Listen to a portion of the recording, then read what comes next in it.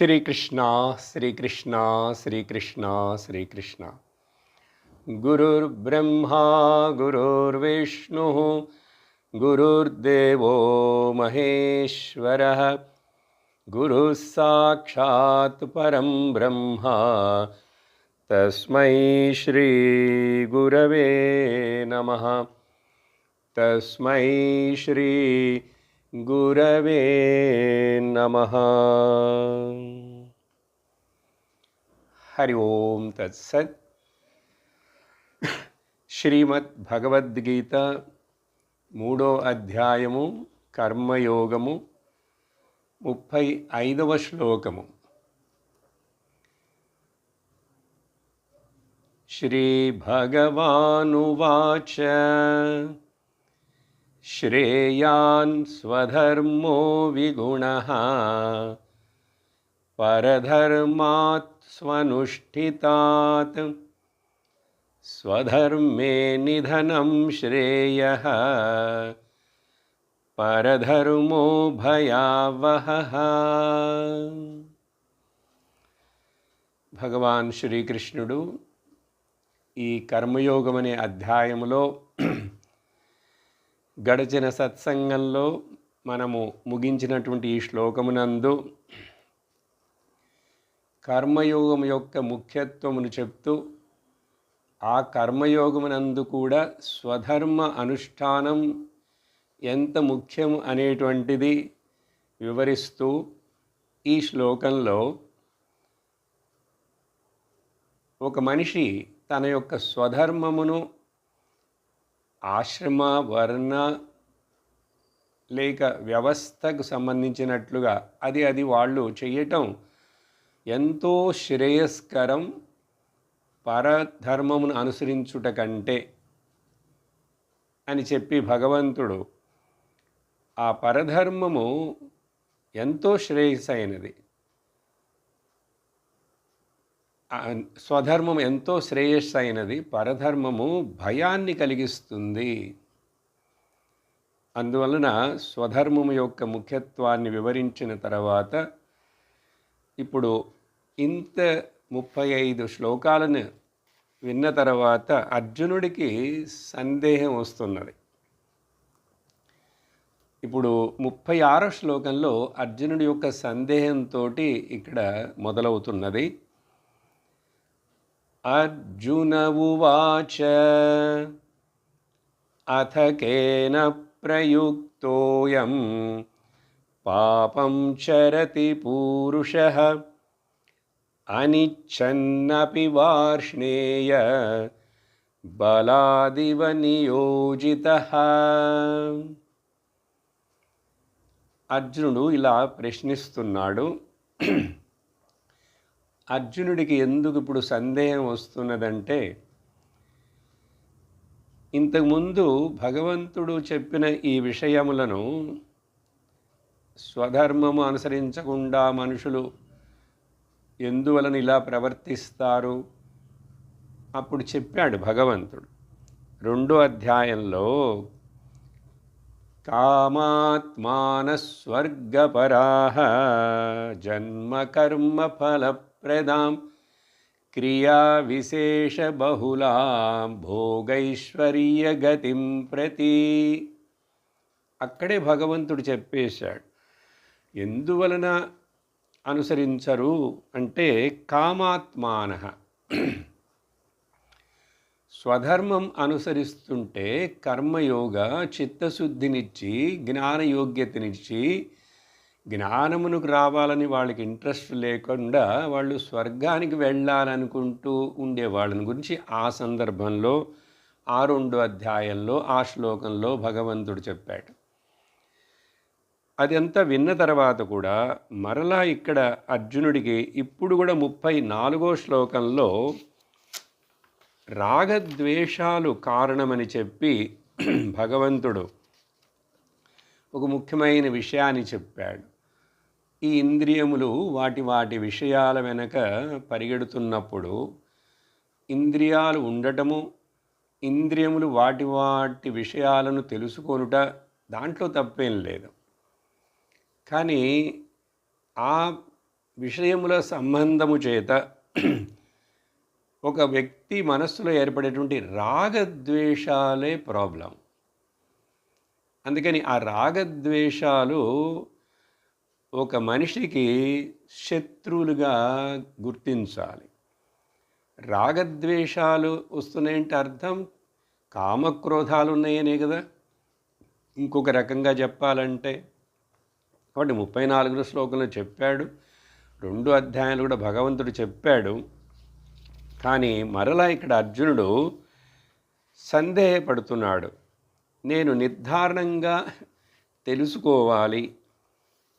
అలా గనక నువ్వు నిర్ధారణంగా మరొకసారి నాకు అసలు ఏమిటి మనుషుడిట్లా తాను ఏమి చెయ్యాలో, అసలు ఎందుకు ఈ శరీరంలోకి వచ్చాడో, మనుష్య జన్మ ఎందుకు దొరికిందో, ఇవన్నీ తెలుసుకోకుండా ప్రవర్తిస్తున్నాడనేది మనకు కూడా మన చుట్టుపక్కల ఉన్న వాళ్ళని చూస్తున్నాను సరే, లేక మన మనస్సులోనే ఇంకా భగవంతుడు చెప్పే మాటలు బాగా అర్థం కావట్లేదు, ఏదో కొంచెం కొంచెం అర్థమవుతుందంటే ఏమిటి కారణం అనేది ప్రశ్న. అందువల్ల నేను నిర్ధారణంగా దాని కారణాన్ని తెలుసుకోవాలని ఆశపడుతున్నాను. అందుకని ఈ ప్రశ్న వేస్తున్నాడు. అర్జునుడితంతా చెప్పలేదు, శంకరులు వారు భాషలో రాస్తారట్లా. ఏమడుగుతున్నాడు అర్జునుడు? దేని చేత ఈ మనుషులు పాపమునే ఆచరించుటలో వాళ్ళు ప్రవర్తిస్తుంటారు? పాపం అంటే ఇక్కడ అధర్మముగా పాపం చరతి పూరుష. ఇక్కడ పాపం అంటే ఏదో పెద్ద కుట్రలు చేస్తున్నాడు, పెద్ద పెద్ద మోసాలు చేస్తున్నాడు, పెద్ద పెద్ద స్కాముల్లో ఉన్నాడని అర్థం అక్కర్లేదు. శాస్త్రం ప్రకారం నేను దేహమును అనుకునుటయే పాపం. నేను దేహమును అనుకునుటయే పాపం. నేను ఆత్మనని తెలుసుకోకపోవడమే పాపం. భగవంతుడు ఉపదేశించిన ఉపదేశాన్ని వినకుండా ఉండుటయే, వాటికి చెవులు ఇవ్వకుండా ఉండుటయే పాపం. అందువలన భగవంతుడు అలా చెప్తున్నా కూడా ఇక్కడ వినట్లేదు జనాలు. అప్పుడు మరి దేని చేత? హే వార్ష్ణేయ కృష్ణ, యాదవ కులములో వృష్ణి కులములో పుట్టినటువంటి ఓ కృష్ణ, కేన ప్రయుక్త అయం పురుష, ఈ మనిషి పురుషార్థాలు తెలుసుకోకుండా జీవితంలో ఆశ్రమ ధర్మం 4 భాగాలుగా ఉన్నది అని, ఇప్పుడు ఏ భాగంలో ఉన్నాను, నేనేం చేయాలని అది తెలుసుకోకుండా పాపమే చేస్తున్నాడే. అంటే నువ్వు చెప్పింది వినట్లేదు, లోక విషయాలు భోగాల కోసం కానీ కొన్ని అధర్మాలను చేస్తూ కాంప్రమైజ్ అవుతుంటాడు, లేక నిత్య నైమిత్తిక కర్మలో పంచయజ్ఞాలు చెయ్యడు. మరి ఇదంతా పాపమే కదా. ఎందుకు అలా ప్రవర్తిస్తాడు? అతడికి తెలుసు పాపమేంటి పుణ్యమేంటి అని తెలుసు. పోయిన సత్సంగంలో చెప్పినట్టున్నాను, చిన్న పిల్లవాడికి కూడా తెలుసు. ఏదైనా తప్పు చేస్తున్నప్పుడు, ఏదైనా ఇతరుల వస్తువును దొంగిలిస్తున్నప్పుడు దొంగవాడికే తెలుసు తాను చేస్తున్నది దొంగతనమని. అప్పుడు మరి ఎవరికి తెలియదు? అందరికీ తెలుసు. దుర్యోధనుడికి కూడా తెలుసు, ధృతరాష్ట్రుడికి కూడా తెలుసు. కానీ వాళ్ళు మంచి మార్గంలోకి రాలేకపోయారు. ఏదో వాళ్ళ వెనక అతడికి ఇష్టం లేకపోయినా కూడా అతడి యొక్క దాంట్లో ఇన్వాల్వ్మెంట్ ఉన్నదో లేదో, ఇంట్రెస్ట్ ఉన్నదో లేదో ఎవరు ప్రోద్బలం చేసి అనిచ్చన్నపి, అతడికి ఇష్టం లేకపోయినా కూడా, అంటే లోపల నుంచి ఇది ఒక పక్కన తప్పు అని తెలుసు, ఇది ఒక పక్కన పాపము అని తెలుసు, అయినప్పటికీ కూడా అతడు ఏదో ఒక బలమైన శక్తి చేత దీంట్లో బలవంతం చేత ఫోర్స్ఫుల్లీ ఎంగేజ్డ్, అది అర్థం.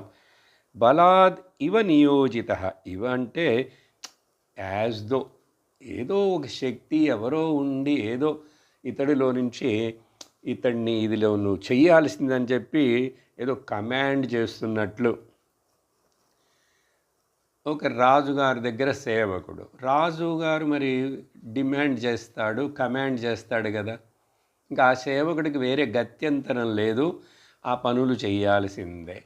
అలాగా రాజభృత్యవత్, రాజువారి యొక్క సేవకుడిని ఆ రాజువారి కమాండ్ చేసినట్లుగా ఇతన్ని ఎవరైనా కమాండ్ చేస్తున్నారు అట్లా, ఇది చేసి తీరాల్సిందే అని. ఏమిటిది నాకు అర్థం కావట్లేదు, ఎందుకు మనిషి ఇట్లా ప్రవర్తిస్తున్నాడు అని ప్రశ్న. ఆ తర్వాత ఇప్పుడు దానికి భగవంతుడు సమాధానం చెప్పడం మొదలు పెడుతున్నాడు. ఇంకొక 6-7 శ్లోకాలలో 7 శ్లోకాలలో ఈ అధ్యాయం ముగించబోతున్నాడు కర్మయోగము. అందువలన చాలా ముఖ్యమైన విషయాలు ఉంటాయి ఈ రాబోయే శ్లోకాల్లో. చదువుదాం.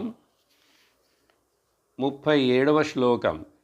శ్రీ భగవానువాచ కామ ఏష క్రోధ ఏషః రజోగుణసముద్భవః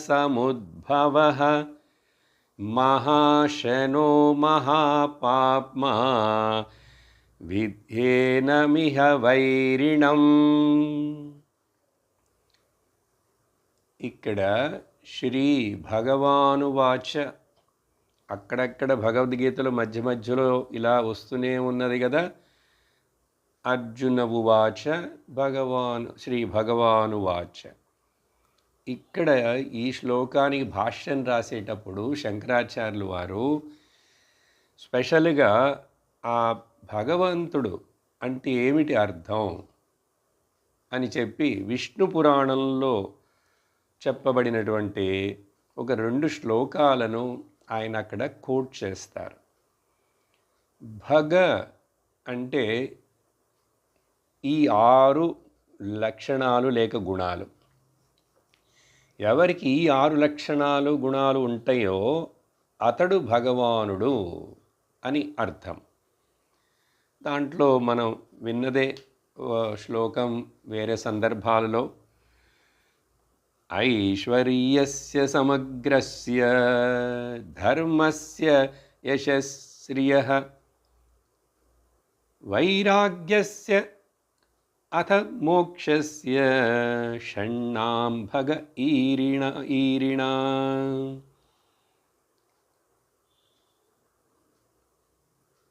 ఇతీరణ, షణ్ణాం భగ ఇతీరణ. ఇవో ఈ 6 ఉన్నటువంటి అతడు భగవంతుడవుతాడు అని చెప్పి, ఏమిటది? సంపూర్ణమైన ఈశ్వర భావం.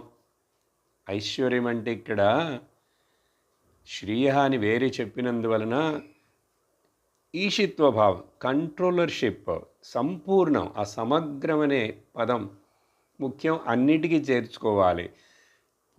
సంపూర్ణమైన ఈశ్వర భావం, సంపూర్ణమైన ధర్మ రక్షణ, కంట్రోల్, అనుసరణ, సంపూర్ణమైన కీర్తి, సంపూర్ణమైన సంపద, సంపూర్ణమైన వైరాగ్యము మరియు సంపూర్ణమైన జ్ఞానము ఎవరికైతే ఉంటాయో ఆ వ్యక్తి, ఆ శక్తి, అది పరమాత్మ లేక భగవంతుడు అని చెప్పి చక్కగా వివరించారు. అప్పుడు ఎందుకు ఇది ఇక్కడ శంకర్ వారు చెప్పారనేది మనం కూడా అర్థం చేసుకోవాలి.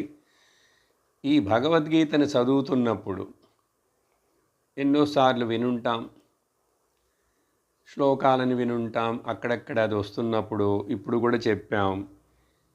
శ్రీ భగవాను వాచ అంటే కృష్ణుడు చెప్పాడు. హిందీలో అయితే శ్రీకృష్ణ ने बोले, అర్జున బోల. అట్లాగా సాధారణంగా తీసుకోకూడదు. ఎప్పుడైతే శ్రీ భగవాను వాచ అని చెప్తున్నామో, వింటున్నామో, మన హృదయంలో ఒక అత్యంత సన్నిహిత భావం రావాలి. ఎలా? నేను మాట్లాడుతున్నప్పుడు ఈ మాటలు, ఈ భగవద్గీత భగవంతుడే నా నాలుకపై కూర్చొని నా నుండి ఈ శరీరం మూలముగా ఆయన మాట్లాడుతున్నాడు. భగవంతుడి యొక్క అమృత వాక్యములు, పలుకులు అనే భావంతో వింటున్న వాళ్ళు కూడా నా చెవుల యందు ఆ భగవంతుడు శ్రీకృష్ణుడే, ఈశ్వరుడే అవతారమెత్తి వచ్చున్నాడే, ఆయన నా చెవులలో ప్రతిష్టమై ఉండి వింటున్నాడు అనే భావనతోటి ఎప్పుడైతే చదువుతామో, ఎప్పుడైతే చెప్తామో, ఎప్పుడైతే వింటామో ఆ అనుభవం వేరే. అది రావాలి మనకు. ఎప్పుడెప్పుడెంత భగవంతుడి పేరు, భగవంతుడి యొక్క వాక్యాలను వింటున్నామో ఆ భావనతోటి వినాలి. అందుకని ఏదో సాధారణంగా మధ్యలో ఆయన మాట్లాడాడు, మధ్యలో ఇతడు మాట్లాడాడు అలా అని చెప్పటానికి కాదు. ఆ శ్రీ భగవానువాచ అన్నప్పుడే మన హృదయం పవిత్రమైపోవాలి, మన హృదయం శరణాగతి చెయ్యాలి, మన మనస్సు శాంతమైపోవాలి, ఇక్కడ అహంకారం అసలు లేకుండా పోవాలి. అట్లాంటి భావన, ఇది భావన, అది వస్తే మనకు శాస్త్రం ఇంకా ఇంకా బాగా తెలియబడుతుంది, తెల్లం తేటగా తెలుస్తుంది. సరే, ఇక్కడ భగవంతుడు ఏం చెప్తున్నాడంటే, కారణం అడిగావు కదా, ఎందుకు ఇలా మనుషులు ప్రవర్తిస్తుంటారు, మంచి చెడులు తెలిసినా కూడా, ధర్మాధర్మాలు తెలిసినా కూడా, పుణ్యపాపాలు ఏమిటని తెలిసినా కూడా ఎందుకు ఇలా ప్రవర్తిస్తారంటే 2 కారణాలు ఉన్నాయి దానికి. అవి 2 కాదు, యాక్చువల్లీ ఒకటే 2 ముఖాలతో అది దర్శనమిస్తుంటుంది. ఏమిటంటే కామం ఒకటి, క్రోధం ఒకటి అని చెప్పి సింగులర్గా వాడుతున్నారు.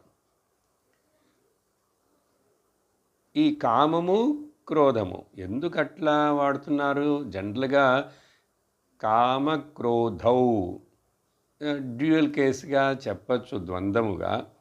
కామం ఒకటి, క్రోధం ఒకటి. అంటే నిజంగా ఆ 2 వాటి ఉత్పత్తి స్థానం ఒకటే మనస్సు కాబట్టి అసలు కామమే క్రోధముగా అది రూపాన్ని మార్చుకుంటుంది కాబట్టి, క్రోధమే కామముగా కూడా మారుతుంది కాబట్టి అవి 2 ఒక్కటే. ఇంకా రాబోయే అధ్యాయాల్లో వేరొక చోట భగవంతుడు దీన్ని 3గా చెప్తాడు. త్రివిధం నరకస్యేదం ద్వారం నాశనమాత్మనః. అర్జున, మనుషుడు నరకానికి పోవటానికి అంటే పతనం అవ్వటానికి వాడికి 3 ఎంట్రీస్ ఏంటో తెలుసా? అక్కడ లోభాన్ని కూడా భగవంతుడు చేర్చి కామక్రోధస్తథా లోభ 3 చెప్తాడు. అప్పుడు 3 ఒకదాని రూపాలు ఇవన్నీ. అర్థమైందా? కామం తీరకపోతే క్రోధం వస్తుంది, కామం తీరిందంటే ఇంకా గ్రీడినెస్, లోభం వస్తుంది. చూసారా? అందుకని ఒకటే ఈ రూపాలను తీసుకుంటుంది అని చెప్పి అర్థం చేసుకోవాలి. సో కామ ఏషః, క్రోధ ఏషః. కామ ఒకటి, క్రోధ ఒకటి. ఇవి 2. కామం అంటే కోరిక, డిజైర్ జనరల్ అర్థంలో కదా. మనిషికి చిన్నప్పటి నుంచే, చిన్న పిల్లవాడిగా ఉన్నప్పటి నుంచే ఆశ అనేటువంటిది ఒకటి సహజంగా ఉంటుంటుంది మనస్సులో. కానీ ఆ ఆశలు అవి శుభ కోరికలుగా ఉంటే, శుభకామనలుగా ఉంటే అది మంచిది మనిషికి. ఈ కామన అనేటువంటిది ఇప్పుడు ఈ జన్మలో అట్లా ఉధృతంగా పొంగి వచ్చింది కాదు. ఇప్పుడు ఒక మనిషి ఎంతెంత ఆశతో ఉన్నాడు, ఆశపరుడా, దురాశపరుడా, దురాదురాశపరుడా అని తెలియాలంటే అతడికి ఏ డిఫరెన్స్? అదికి పూర్వజన్మలోనే వాడు ఆ సంస్కారాలు అట్లా ఉన్నాయి వాళ్ళల్లో. వాటిని ఏమంటాం? పూర్వజన్మలో నుంచే వచ్చినవైతే వాటిని వాసనలు అంటాం కదా. అప్పుడు ఆ వాసనలకి తగినట్లుగా ఇప్పుడు ఇక్కడ ప్రవర్తన. అందుకని ఇప్పుడు మరి వాసనలతోని అలా మనం వచ్చామంటే ఈ ఇంతకు ముందు శ్లోకంలో చెప్పినట్లుగా మరి ఇంకా ఇలా వాడి స్వభావం అంతే అది. అంటే మరి ఇంకా మనిషికి విల్ పవర్ అనేది లేదా? ఆ స్వభావం ఎట్లాగుంటే అట్లాగే దాన్ని వదిలేసేయాలా? దాన్ని మార్చుకోవడానికి ప్రయత్నం చేయొద్దా? అంటే చెయ్యాలి. లేకపోతే ఇంక మరి శాస్త్రం ఎందుకు, ఈ సత్సంగం ఎందుకు, ఈ మన శ్రవణ మన నిధిధ్యాసనాలు, ఈ నియమాలు యమాలు ఇవన్నీ ఎందుకు? మార్చుకోవడానికి అవకాశం ఉన్నది పురుషకారం, పురుష ప్రయత్నం చేయటానికని చెప్పటానికి శాస్త్రం. లేకపోతే శాస్త్రం యొక్క ప్రయోజనం ఏముండదు. ఎందుకు ఇంతమంది ఆచార్యులు మాట్లాడటం, శాస్త్రం చెప్పటం? అందువలన మనిషి తనను తాను మార్చుకోవచ్చు. స్వభావం వాసనలు అలా ఉన్నప్పటికీ కూడా, కానీ వాడికి ఒక ఆశ రావాలి, నన్ను నేను మార్చుకోవాలి, నాలో ఉన్నటువంటి అశుభవాసనలను తొలగించుకోవాలి, శుభవాసనలను పెంపొందించుకోవాలి, అశుభ కామనలన్నిటినీ వదిలేసేయాలి, శుభకామనలు ఉండొచ్చు. అందువలన అప్పుడు శుభకామనలు అంటే ఏమిటి తెలియాలిగా. ఇప్పుడు సత్సంగం వినాలి, భగవద్గీత వినాలి అనేది ఒక ఆశనే. ఈ ఆశ మంచిది, ఇది శుభకామన. మోక్షం పొందాలనేటువంటి కోరికే కదా ముముక్షు అంటే. మరి ముముక్షుత్వం అనేటువంటిది కోరిక, అది కూడా అది శుభకామన. ఎందుకంటే భగవద్గీత వినాలనేటువంటిది, సత్సంగానికి వెళ్ళాలనేటువంటి ఈ శుభకామన, మోక్షం పొందాలనే శుభకామన, లేక భగవంతుడి యొక్క ఆ భగవంతుడి స్వరూపం నేను అర్థం చేసుకోవాలనే శుభకామన, ఇవన్నీ మిగతా కామనలన్నిటినీ తొలగించేస్తాయి. అర్థమైందా? అందువలన ఇది ఉండొచ్చు. దీనిని మనం ప్రోత్సహించాలి, పోషించాలి. ఇప్పుడు ఈ శుభకామనలు ఉన్నట్లయితే దాంట్లో క్రోధము రావడానికి అవకాశం లేదు.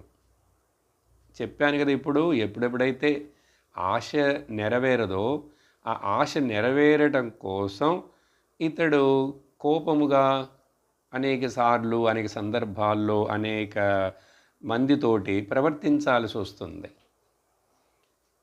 అప్పుడు అక్కడ శుభకామన ఉంటే కోపం వచ్చేందుకు అవకాశం లేదు. ఇప్పుడు ఈరోజు భగవద్గీత వినాలి, అందువలన నేను వినటానికి కుదరలేదు అంటే మీకు ఎవరికైనా కోపం వస్తుందా? మీకు మిమ్మల్ని వినకుండా చేస్తే భార్య కానీ భర్త కానీ వాళ్ళ మీద కోపం వస్తుంది. మరొక ఉదాహరణ చెప్తాను చూడండి. గుడికి వెళ్ళాలని అనుకున్నాను, నేనే నిర్ణయం తీసుకున్నాను, కానీ గుడికి వెళ్ళలేకపోయాను. అందువలన ఎవరికి కూడా వాళ్ళ మీద వాళ్ళకి కోపం రావట్లేదు, ఎవరి మీద రావట్లేదు. కానీ ఎప్పుడైతే నేను చెప్పినది, నాకు కావలసినది ఇతరులు చేయలేదో, ఉదాహరణ మళ్ళీ అక్కడే సాయంకాలం 6కి మనం గుడికి వెళ్ళాలి, లేక 6కి ఆన్లైన్లో సత్సంగం క్లాస్ వినాలి అంటే భార్యకి చెప్పాం, లేకపోతే భార్య భర్తకి చెప్పింది. సత్సంగాలు కొంతమంది కలిసి వింటారు, చాలా అదృష్టవంతులైనటువంటి దంపతులు. కానీ గుడికి వెళుతుంటారు కలిసి.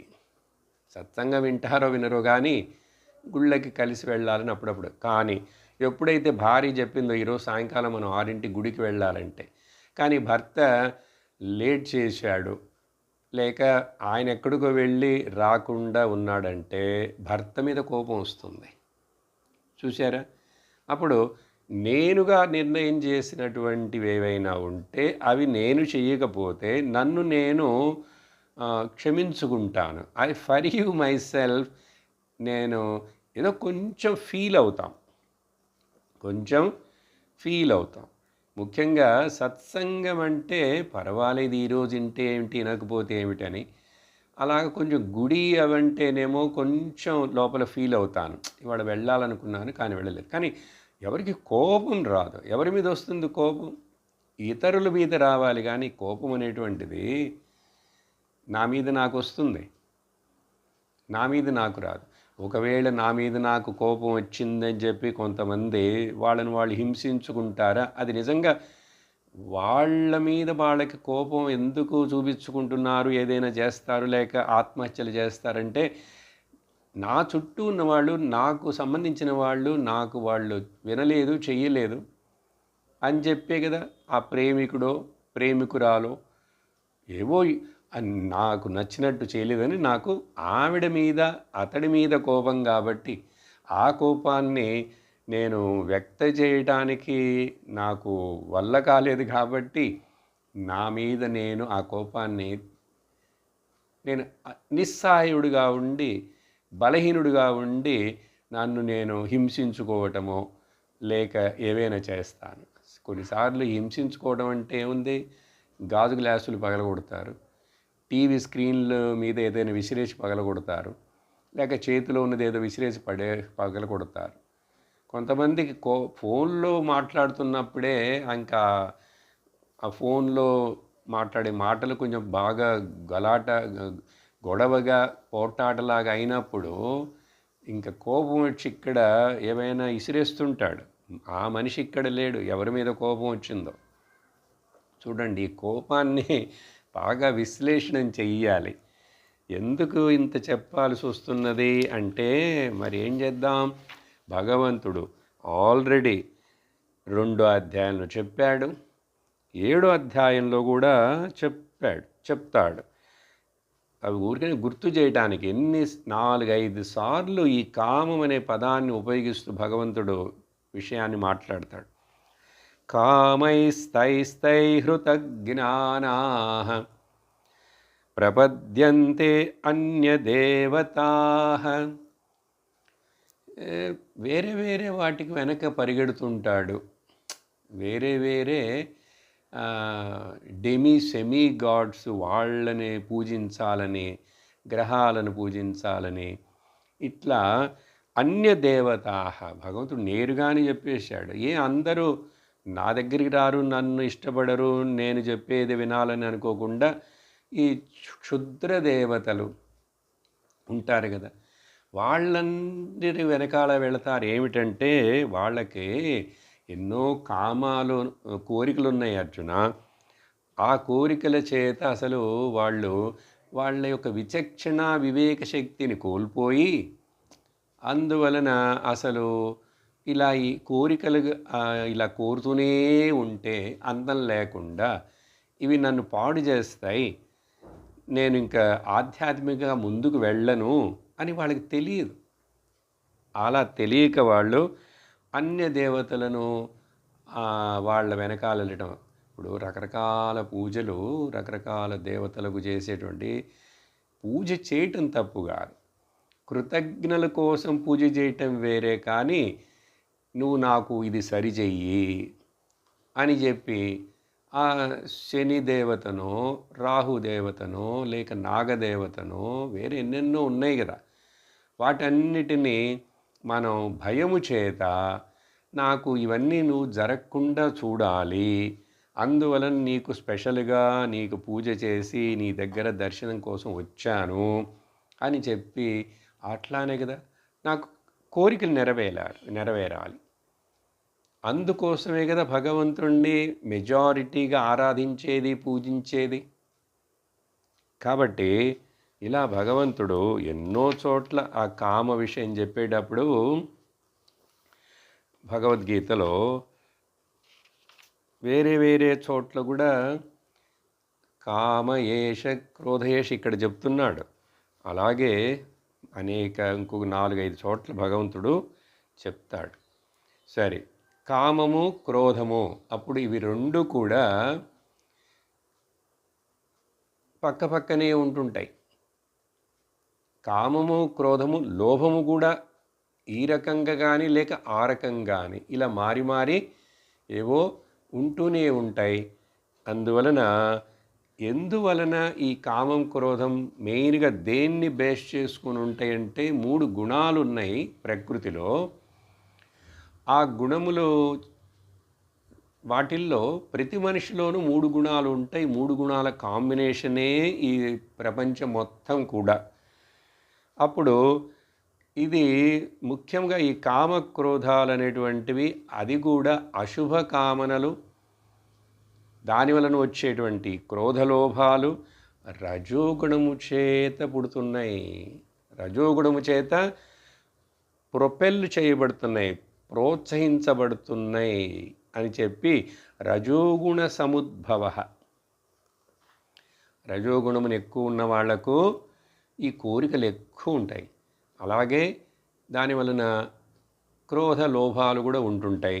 ఇంకా చెప్పాలంటే 6 అరిషడ్వర్గాలని మాట్లాడతామా అప్పుడప్పుడు. 6 శత్రువులు మనకు లోపలనే ఉన్నారని చెప్పి ఆ 6టిని కూడా చేర్చుకోవాలి. వాటిని ఎప్పుడు గుర్తుంచుకోవాలి. అరిషడ్వర్గములు కామ క్రోధ లోభ మోహ మద అండ్ మాత్సర్యం 6.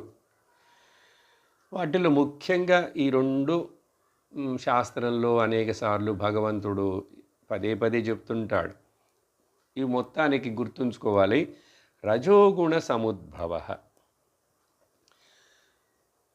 అప్పుడు మరి తమో గుణం ఉన్నవాడికి కోరికలు ఉండవా అంటే ఆ విషయానికి వస్తాం. వచ్చే శ్లోకంలో చూసినప్పుడు ఆ 3 గుణాలని కలిపి వివరిస్తాను. ఇక్కడ భగవంతుడు రజోగుణ సముద్భవము అని, దీని యొక్క గుణమేమిడో తెలుసా? ఈ కామం అనేటువంటిది ఇది దానికి ఆకలి తీరదు. కామం అనే దానికి ఆకలి తీరదు. మహా అశన. అది ఎంతైనా నువ్వు కోరికల్ని తీర్చు, ఇంకా మళ్ళీ ఉంటూనే ఉంటాయి. అందుకనే ఇంతకుముందు చెప్పాను, ఇంగ్లీష్లో ఒక్కొక్క సెంటెన్స్ రాసిన తర్వాతనో ఎక్కడెక్కడైతే ఇంకా మనం పూర్తి చేయలేదో పారాగ్రాఫ్ని ఏం చేస్తాం, ఒక సెంటెన్స్ రాసి కామా మరి అంటే ఇంకా ఉన్నది అని అర్థం కదా. మళ్ళీ ఇంకొక సెంటెన్స్ రాస్తాం, అక్కడ కామా అంటాం. అంత అయిన తర్వాత ఫుల్ స్టాప్ పెడతాం. అదేలాగా ఈ కామం డిజైర్ దీనికి ఫుల్ స్టాప్ లేదండి. అది ఫుల్ స్టాప్ పెట్టాలంటే నేను ఎంతో వివేకవంతుడినై నేను దానికి ఫుల్ స్టాప్ పెట్టాలి.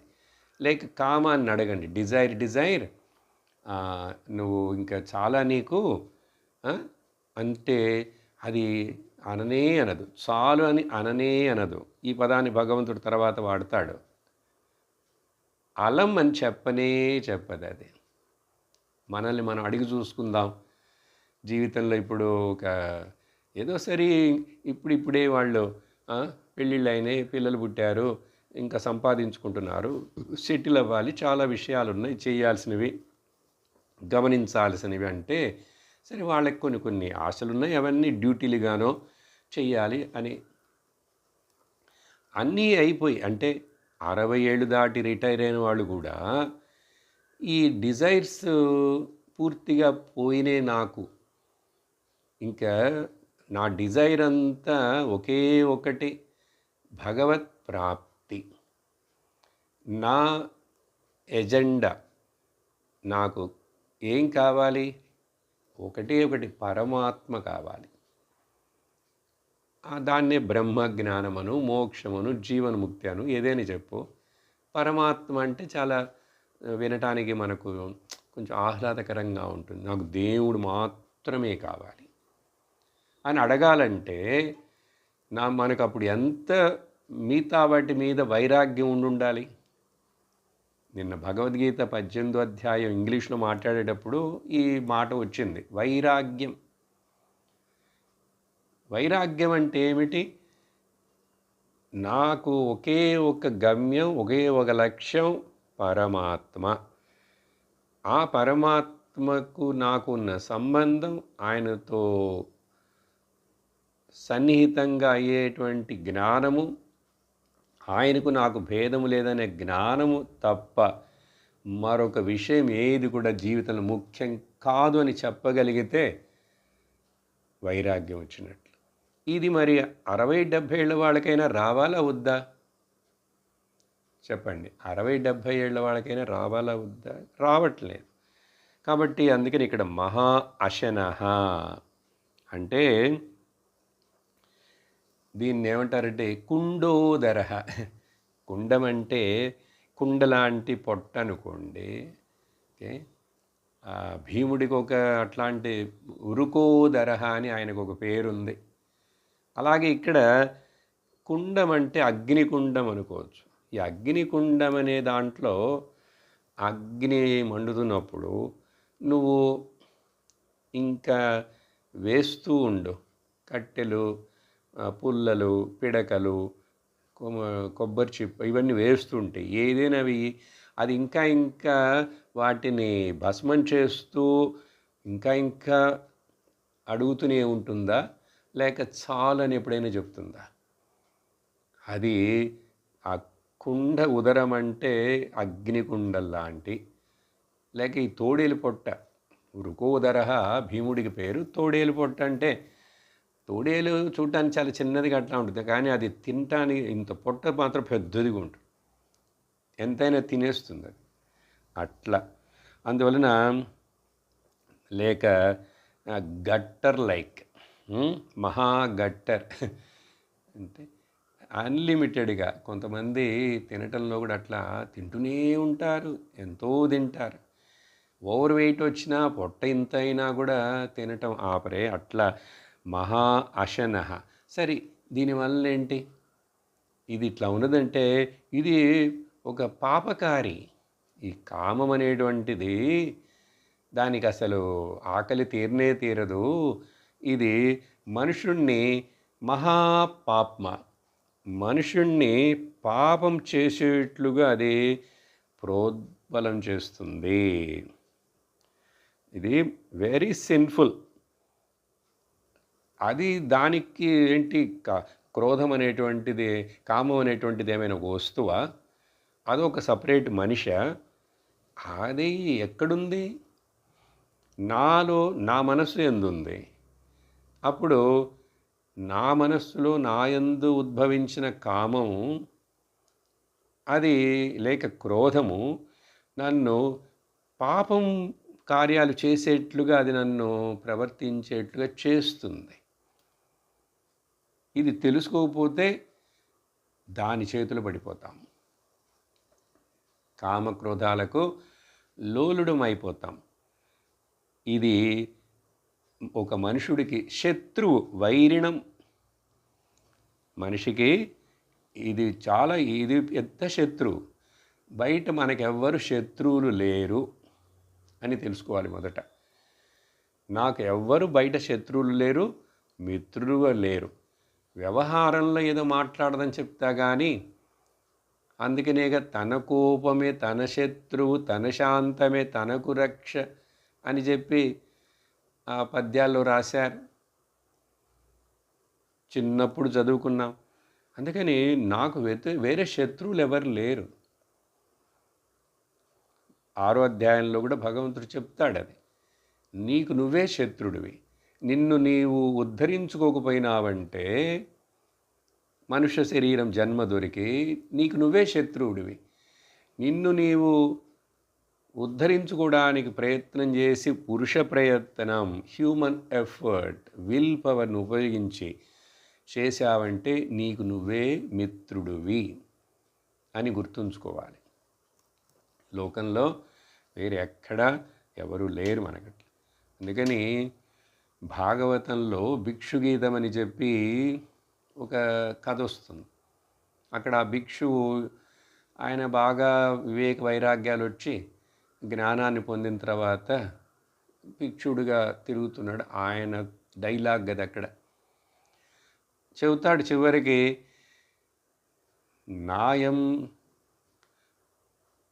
నాయం జనో మే సుఖ దుఃఖ హేతు, నా సుఖానికి కానీ నా దుఃఖానికి కానీ ఈ జుట్టు ఉండే మనుషులెవరూ కారణము కాదు. న దేవతాత్మా గ్రహకర్మకాలా, ఏ దేవత కూడా కారణము కాదు, ఏ గ్రహము కూడా కారణము కాదు, కాలము కారణము కాదు. నాకు టైం బాగలేదండి, ఆ గ్రహం ఇట్లా ఉందండి, ఆ దేవతకి నా మీద కోపం వచ్చిందండి. న దేవతాత్మా గ్రహకర్మకాలా. అప్పుడు మరేంటి? మన పరమ కారణమామనంతే. నేను కనుక్కున్నాను, పరమ కారణం మనస్సే.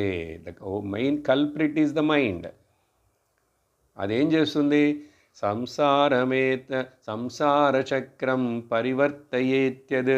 ఈ సంసార చక్రంలో మళ్ళీ మళ్ళీ పుట్టుతూ చచ్చిపోతూ ఇట్లా ఊంబుటు టూంబ్, టూంబుటు ఊంబ్, ఈ షటిల్ జనన మరణ చక్రాలు దీంట్లో నన్ను పడేసి అలా క్రష్ చేస్తూనే ఉంటుంది. ఎవరు? మనస్సు. ఏంటి మనస్సు? ఆ మనస్సులో ఈ కామక్రోధాలు, రాగద్వేషాలు, అహంకార మమకారాలు ఇవన్నీ ఉన్న ఆ మనస్సు నిన్నెట్లా బాగుపడేట్లుగా చేస్తుంది? నీకెట్లా శాంతి సుఖాలను ఇస్తుంది? ఇవ్వదు. శాంతి సుఖాలనే ఇవ్వలేదు ఇక్కడ. అంటే ఇంక అది మోక్షం ఇచ్చే కథే, ప్రసంగమే లేదు. అందుకని ఇక్కడ ఇహ అంటున్నారు. ఇక్కడ అది నీకు పరమశత్రువు. ఇహ అంటే ఇక్కడ లేక ఇప్పుడు, ఈ జీవితంలో ఇప్పుడే, ఇక్కడే. అందుకే జాగ్రత్తగా పరిశీలించు. నీ మనస్సులో ఇదేదో ఉందా? కామ ఏష క్రోధ ఏష రజోగుణ సముద్భవ మహాశనో మహాపాప్మ. అర్థమైందా అర్జున? విద్ధి ఏనం, ఈ రెండు ఇక్కడే, ఈ జీవితంలోనే నిన్ను నరకంలో ఉన్నట్లుగా చేసేస్తాయి, ఉండేట్లుగా. అందుకని ఆ తర్వాత నరకం, ఇంకో జన్మొస్తే ఎక్కడికి పోయినా నరకం అంటే ఎక్కడో లేవండి, ఇక్కడే ఈ జీవితంలోనే. మనుషులు చూడండి ఎంతెంత దుఃఖపడుతుంటారు, ఎంతెంత ఆరాటపడుతుంటారు, ఎంతెంత పోరాటపడుతుంటారు. ఈ పగలు, సాధింపులు, ఏంటివన్నీ ఇప్పుడు నరకం కాదా మరి ఇక్కడ? కొన్ని హాస్పిటల్లో అక్కడికి వెళ్తా చూస్తే ఆ కష్టపడేవాళ్ళు అది నరకమే. అవేమీ లేవు. కానీ మనస్సులో నా మనస్సు నరకం చేస్తున్నదండి నన్ను. మా ఇల్లు గురించి మీకు తెలియదండి, మా ఇల్లే ఒక నరకం అండి అంటాడు. ఎందుకు మనుషులు ఇట్లా అవుతున్నారు? కారణం ఇదో కామం, క్రోధం, ఇవన్నీ. అందువలన ఇట్లా భజగోవిందంలో శంకరాచార్యులు వారు కామం, క్రోధం, లోభం, మోహం చెప్పాను ఇది ఇప్పుడే 3. త్యక్తాత్మానం పశ్యతి సోహం. బాబు ఆయన ఆ మూడింటిని వదిలేసి ఆ మనస్సుని అంతర్ముఖం చేశావంటే ఆత్మను దర్శిస్తావు, నీ నిజ స్వరూపాన్ని దర్శిస్తావు, పరమాత్మతత్వం నీకు అర్థమైపోతుంది. ఇలా చెయ్యకుండా లోకంలో కష్టాలు పడుతూ దుఃఖపడుతూ ద్వేషపడుతూ ఉండేటువంటి వాడు. ఆత్మజ్ఞాన విహీనా మూఢా, ఈ ఆత్మజ్ఞానం కోసం ప్రయత్నం చేయనటువంటి వాళ్ళు, లోకం పోయే పోకడలోనే వెళుతుండేటువంటి వాళ్ళు, ఇంద్రియాలకి మనస్సుకు బానిసలైనటువంటి వాళ్ళు, వీళ్ళు తే పచ్చంతే నరక నిగూఢా. పచ్చంతే అంటే వాళ్ళు మళ్ళీ మళ్ళీ కుక్ చేయబడుతున్నారు. కుక్ చేయబడటం అంటే ఏంటి? దేంట్లోంచి నరకాలలో నుంచి మళ్ళీ వెళతారు, మళ్ళీ అట్లా వస్తుంటారు. ఇక్కడ మళ్ళీ కొంచెం వాడికి ఏదో పుణ్యం ఉంటే దానివల్ల ఇక్కడ పుడతాడు, అక్కడ పుడతాడు, ఎక్కడో పుడతాడు. ఈ చక్రం పునరపి జననం పునరపి మరణం, నాన్ స్టాప్ దిస్ చక్రం. కానీ నీకు ఇది అవసరం లేదు, నువ్వు దీంట్లోంచి తప్పించుకోవచ్చు అని చెప్పి మనం గుర్తించాలి. 5వ అధ్యాయంలో కూడా ఈ విషయాన్ని భగవంతుడు అక్కడ చెప్తాడు. కామక్రోధ వియుక్తానాం యతీనాం యతచేతసాం అభితో బ్రహ్మ నిర్వాణం వర్తతే విదితాత్మనా. ఈ 3, 4, 5కి వెళ్ళేటప్పటికి ఇంకా సబ్జెక్ట్ చాలా డీప్గా జ్ఞాన నిష్ట కోసం చెప్పే విషయాలు ఉంటాయి కాబట్టి అక్కడ కూడా పారు. కామక్రోధ వియుక్తానం, కామక్రోధాలను జయించిన వాడు, ఇంద్రియ నిగ్రహాన్ని, యతీనాం యతచేతసాం, చక్కటి బుద్ధిని మనస్సుని కల్టివేట్ చేసుకున్నాడు. అప్పుడు వెంటనే వాళ్ళకి అక్కడ బ్రహ్మ నిర్వాణం, ఇక్కడే ఇప్పుడే మోక్షం అని చెప్పి అక్కడ కూడా భగవంతుడు చెప్తాడు. సరే, ఇది చెప్పిన తర్వాత 38వ శ్లోకంలో ఒక 3 ఉదాహరణలు ఇచ్చి వివరిస్తున్నాడు భగవంతుడు. ధూమేనావ్రియతే వహ్నిః యథాదర్శో మలేన చ యథోల్బేనావృతో గర్భః తథా తేనేదమావృతం. ఇది ఎలాగంటే 3 చెప్తున్నాను విను. ఎలాగైతే ఏం చేస్తే ఈ కామాలు క్రోధాలు ఇవన్నీ మనిషి యొక్క వివేక జ్ఞానాలను అవి కప్పేస్తాయి. ఆ జ్ఞానం అనే పదాన్ని ఇక్కడ వాడకుండా ఇదం ఆవృతం అని చివరి పదం చూస్తే ఇదం అంటే ఏంటి? ఇది కప్పివేయబడుతుంది అన్నాడు. ఆ ఇదం అంటే ఏమిటనేటువంటిది 39లో చెప్తాడు జ్ఞానం అని చెప్పి. మనం ఇక్కడే ముందే తెలుసుకోవచ్చు. జ్ఞానము, విచక్షణ, వివేకము అది కప్పివేయబడుతుంది. ఎలాగో తెలుసా? అగ్నిని ఎట్లాగైతే పొగ, అగ్ని సహజంగా అది తేజస్సు, బ్రైట్, కానీ పొగ దాన్ని మనకు ఆ బ్రైట్నెస్ని తెలియకుండా అది కప్పేస్తుంది, మూసేస్తుంటుంది కదా. కానీ ఎక్కడి నుంచి పుట్టింది ఆ అగ్ని? ఆ పొగ అగ్నితో పాటే పుట్టింది. అగ్నితో పాటే పుట్టి ఉన్నటువంటి ఆ పొగ ఆ అగ్నిని కప్పేయడానికి ప్రయత్నం చేస్తుంటుంది కదా. చూసారా? అగ్ని లేకుండా పొగ ఉండదు, కానీ ఆ పొగ ఎక్కువ లేకుండా అగ్ని కొంచెం పొగతో ఉండొచ్చు, కానీ పొగ మాత్రం సపరేట్గా ఉంటుంది అగ్ని లేకుండా. అలాగే ఇక్కడ ఆత్మ చైతన్యం ఇది లేకుండా మనోబుద్ధి చిత్తాలు ఉంటాయా? శరీరం ఉంటుందా? ఉండవు. కానీ ఇక్కడ ఏమైంది? అసలు దేని చేతనైతే ఇవన్నీ ఉంటున్నాయో ఇవి ఏం చేస్తున్నాయి? అవన్నీ ఆ అధిష్టానమును, ఆ ఆత్మను, చైతన్యమును కనపడకుండా కవర్ చేసేస్తున్నాయి. దాన్ని అజ్ఞానం అంటాం. సో ధూమేన ఆవ్రియతే వన్హి, పొగ చేత అగ్ని కప్పివేయబడినట్లుగా. మరో ఉదాహరణ 2, అద్దము యథా ఆదర్శ మలేన చ. ఒక అద్దం ఉన్నది, ఆ అద్దము మట్టితోటి అలుముకొని ఉన్నది. అప్పుడు అది ప్రతిబింబింప చేయలేదు కదా. అది ఎంత కాస్ట్లీయెస్ట్ మిర్రరా, బెల్జియం మిర్రర్గా ఉన్నప్పటికి కూడా, ఎందుకంటే దాని మీద మలిన మట్టి ఉంది.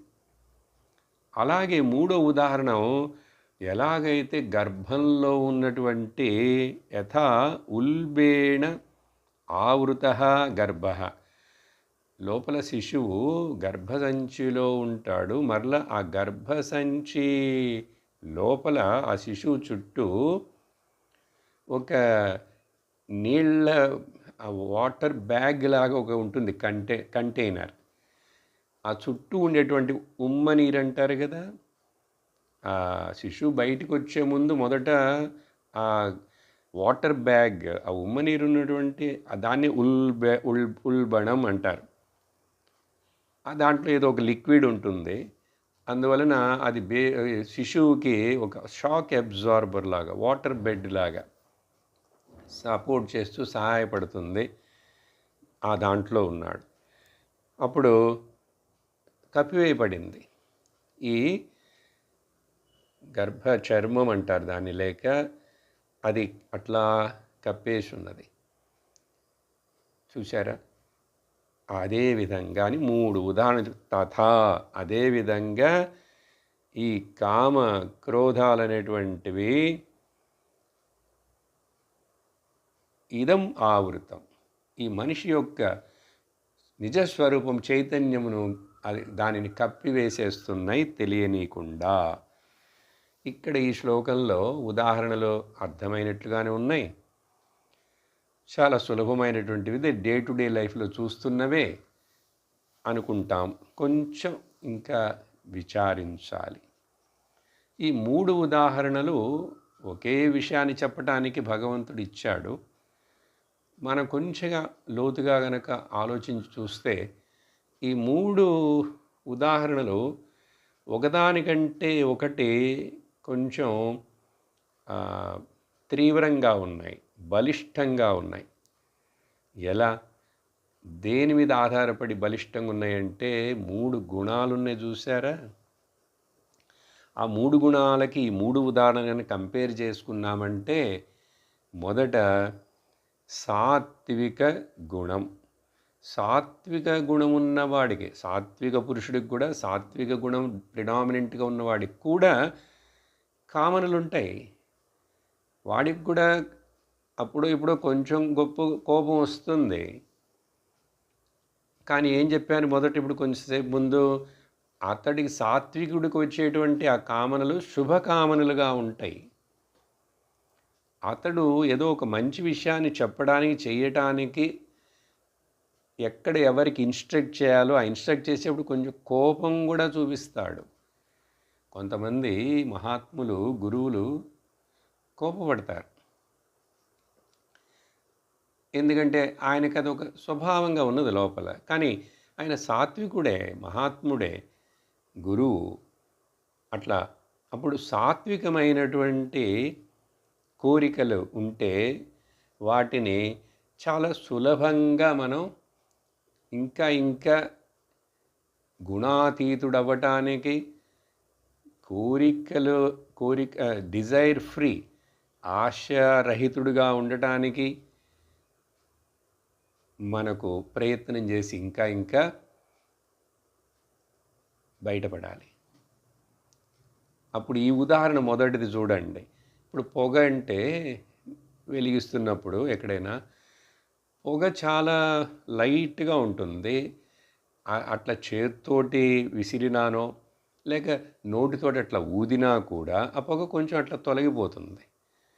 అఫ్కోర్స్ ఎక్కువ పొగ ఉంటే కూడా గాలి వీసిందంటే పొగ ఆటోమేటిక్గా వెళ్ళిపోతుంది కదా. అందువలన సరే, మనం చూసే చిన్న నిప్పు, దానిలోంచి వచ్చే పొగ చేతితోటి ఇట్లా అంటేనో, కొంచెం గొట్టం పెట్టి ఊతేనో, ఆ రోజుల్లో వంటలు చేసేవాళ్ళు కదా కట్టెల మీద, అలా ఊస్తే పొగంతా పోయి అది తొందరగా వెలుగుతుంది. అది ఈజీనే. అంటే సాత్వికమైన కామనలు ఉంటే వాటిని కొంచెం కొంచెం కొంచెం కొంచెం తగ్గించేసుకొని కేవలం జీవిత మనుగడకు శరీరాన్ని పోషణ రక్షణ కోసం మాత్రమే తప్ప మిగిలిన విషయాల మీదకు కామం డిజైర్ అంటే ఏదో ఏదో కావాలని ఆశే కాదండి. ఇది వద్దు అనేది కూడా ఆశనే. చూడండి, కావాలనేది ఆశనే, ఇది వద్దు అనేది కూడా ఆశనే. లేక ఇవన్నీ ఇట్లా ఉండాలి, మంచివే నువ్వు చెప్పేవి. ఉదాహరణకి అందరూ యోగా చేస్తే మంచిదే, కానీ నేను దాన్ని అది అబ్సెషన్గా నేను తీసుకోను, లేక అబ్సెషన్గా వాళ్ళకి మనం కండిషన్డ్గా చెప్పలేం.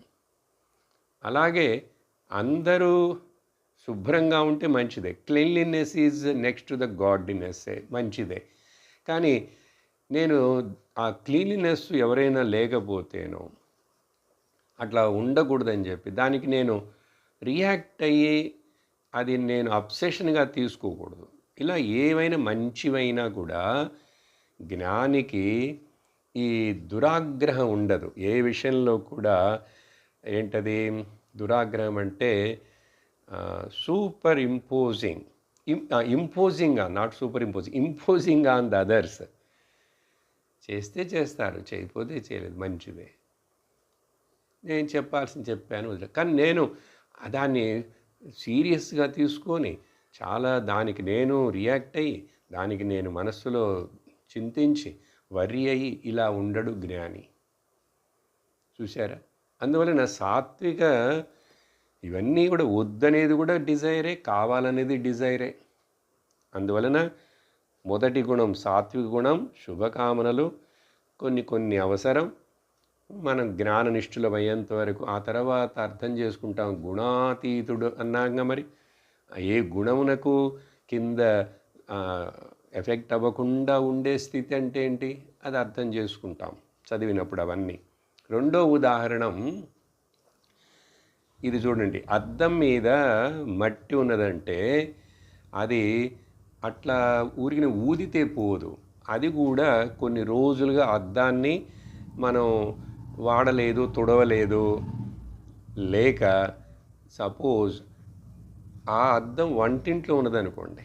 వంటింట్లో ఉన్న ఏ వస్తువు అయినా సరే కొద్ది రోజుల తర్వాత గ్రీజు పట్టేస్తాయి. మన ఎగ్జాస్టర్ ఫ్యాన్ చూడండి ఎంత గ్రీజు పట్టేస్తుంది. ఎందుకంటే అక్కడ పొగ వండటం తిరగమాతలు వేస్తాం కదా, వీటన్నిటి వలన పోయి పట్టేసుకుంటుంది గట్టిగా. అది అప్పుడప్పుడు చేయకపోతే కొన్ని సంవత్సరాల నెలల తర్వాతనో సంవత్సరాల తర్వాతనో అది తుడవటం క్లీన్ చేయటం ఎంత కష్టం. ఈ అద్దం ఉదాహరణ మట్టి రజోగుణం. ఈ రజోగుణం ఉన్నవాళ్ళు బాగా ఇప్పుడు అద్దం మీద మట్టి పోవాలంటే చాలా గట్టిగా పట్టేస్తుంది, ముఖ్యంగా గ్రీజీగా పట్టేస్తుంది. ఇప్పుడు ఈ కారు కొద్ది రోజులు తుడవలేదు, బయటికి వెళ్తుంటాం కదా, ఆ మాయిశ్చర్లు ఆయిల్ అవి అన్నీ పడి అట్లా గట్టిగా పట్టేస్తే ఒక నెల రోజులు 2 నెలలు తుడవలేదనుకోండి, వాటర్ వాష్కి ఇవ్వాలి, వాడు సోప్ వేయాలి, డిటర్జెంట్ వేయాలి, నీళ్ళని ఫోర్స్గా కొట్టాలి. అదేవిధంగా రజోగుణ కామనలు, అశుభ కామనలు ఎక్కువ ఉంటాయి. అవి కడిగేసుకోవటం కొంచెం కష్టం. సత్సంగం అనే వాషింగ్ మిషన్లోకి వచ్చి ఇక్కడ గురువు చెప్పే ఉపదేశాల వలన డిటర్జెంట్లు, భగవద్ విషయాలను వింటూ ధ్యాన జపములు చేస్తూ ఇవన్నీ డిటర్జెంట్లు వేసి రుద్దుతూనే ఉండాలి. అట్లాంటి అద్దం మట్టి బాగా పట్టింది, గ్రీజుగా అయిపోయిందంటే ఎంతసేపు రుద్దాలి, కడగాలి, తోమాలి, అన్నీ చేస్తే కానీ పోదు. సరే, మూడవది ఏమిటంటే తమోగుణ కామం. దానికి ఆ మూడో ఉదాహరణ. ఇప్పుడు తమోగుణ కామం అంటే అది చాలా కష్టం బయటపడటం. ఎలాగైతే గర్భంలో ఉన్నటువంటి ఆ శిశువు ఆ చీకటిలో ఉన్నాడు. ఇప్పుడు దానికి ఏం చేయాలి? ఏమి చేయలేం. వెయిట్ చేసి ప్రసవించే వరకు వెయిట్ చేయాలి కదా. అలాగే ఈ తమో గుణం ఉన్నటువంటి వాడు కాలక్రమంలో వాడి యొక్క పుణ్యము ఫలించినప్పుడు కొంచెం కొంచెం కొంచెం కొంచెం కాలక్రమంలో బయటపడతాడు. అందుకని ఫోర్స్గా ఆ తమో గుణం అంటే ఏదో ఉల్బం, అమ్మ గర్భంలో ఉన్నటువంటి బిడ్డలాగా. సో ఈ విషయాన్ని కొంచెం వచ్చే సత్సంగంలో వింటూ మళ్ళీ వివరణగా మనం ముందుకు సాగుదాం. ఓం పూర్ణమద పూర్ణమిదం పూర్ణాత్ పూర్ణముదచ్యతే పూర్ణస్య పూర్ణమాదాయ పూర్ణమేవావశిష్యతే. ఓం శాంతి శాంతి శాంతి. హరి ఓం శ్రీ గురుభ్యో నమః. హరి ఓం. హరి ఓం తత్సత్.